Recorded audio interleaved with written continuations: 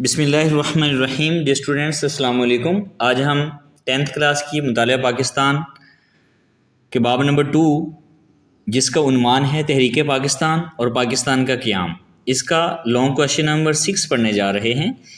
Long question number 6 ہے، general محمد ایوب خان کے martial law کے اسباب کیا تھے، وضاحت کریں۔ اس کا جواب صفحہ نمبر 31 کے اوپر موجود ہے۔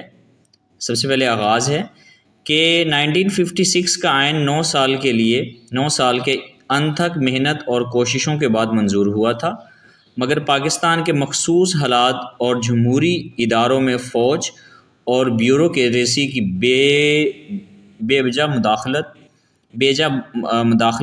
اعلیٰ قیادت کے فقدان اور گورنر جنرل کی حکومتی معاملات میں بے جا من مانی نے آئین کو زیادہ دیر تک چلنے نہ دیا۔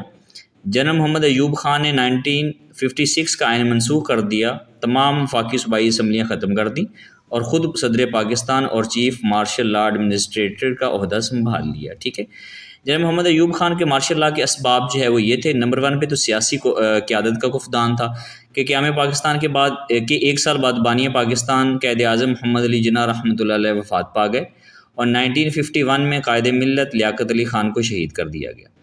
ان قائدین کے رخصت ہونے کے بعد پاکستان میں تجربہ کار سیاسی قیادت کا فقدان پیدا ہو گیا، بحران پیدا ہو گیا، جو نہ تو مطلوبہ قومی وحدت پیدا کر سکے اور نہ ہی صوبائی لسانی اور معاشی بحرانوں پر جو ہے وہ قابو رکھ سکے۔ اسی طرح انتخابات کی التوا، پاکستان کو سیاسی بحران سے دوچار کرنے کا ایک اہم سبب انتخابات کا التوا تھا۔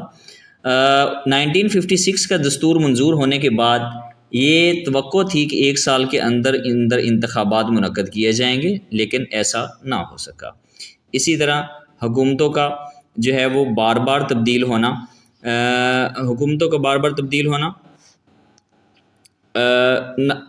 14 اگست 1947 سے لے کر 7 اکتوبر 1958 تک پاکستان میں پارلیمانی نظام رائج رہا۔ پہلے 11 برسوں میں یہ نظام ناکام ہو گیا۔ پارلیمانی نظام کی ناکامی کا اندازہ اس بات سے لگایا جا سکتا ہے کہ ان 11 برسوں میں 4 گورنر جنرلوں کے تحت 7 وزارتیں جو ہے وہ تشکیل دی گئیں۔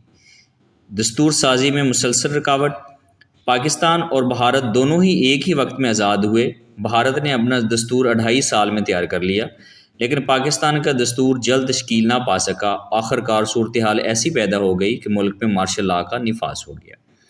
لبے لباب ایوب خان کے دور حکومت میں صنعتی و زرعی شعبے کی ترقی کے لیے معاشی منصوبہ بندیاں کی گئیں، تعلیمی اور سماجی شعبوں میں بہتری کے لیے بھی اصلاحات لائی گئیں، ملکی ترقی میں اضافہ ہوا۔ آج بھی معاشی ترقی کے لحاظ سے ایوب خان کا دور جو ہے وہ مثالی سمجھا جاتا ہے۔ ٹھیک ہے، یہ تھا آج کا لیسن۔ امید ہے کہ آپ لوگوں کو پسند آیا ہوگا۔ دعا میں یاد رکھیے گا۔ اللہ حافظ۔